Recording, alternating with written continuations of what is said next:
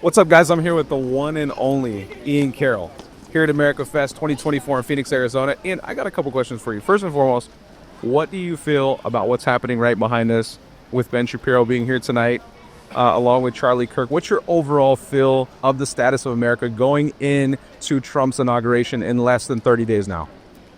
That's such a fun question because when you walked up to us, we were actually just noticing, like, what's going on right here? And then we saw what was going on right there. It was like, oh, interesting.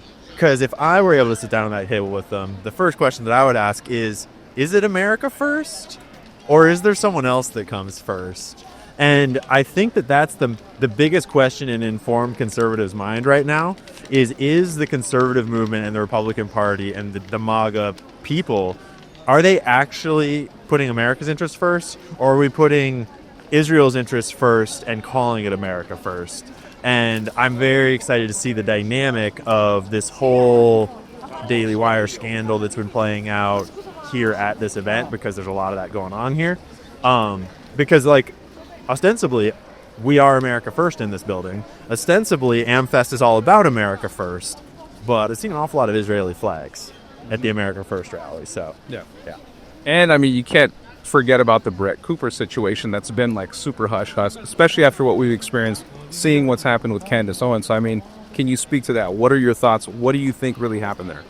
Yeah, I don't want to dig up a whole bunch of new garbage and make her life harder than it is, because I think that Brett has now arrived at a place that is better than where it was before, because she was in private litigation where she wasn't able to speak out about her situation.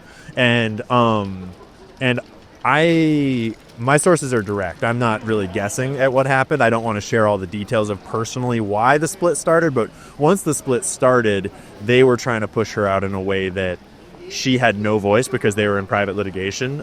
And so she had no ability to speak her side of the story, and they were going to replace her with her best friend and maid of honor and make it seem like it was all kosher and like her idea. And it was not. And that was not how she wanted it. And if you check who she has unfollowed recently, that includes, I believe, Reagan and Ben Shapiro and maybe the Daily Wire, maybe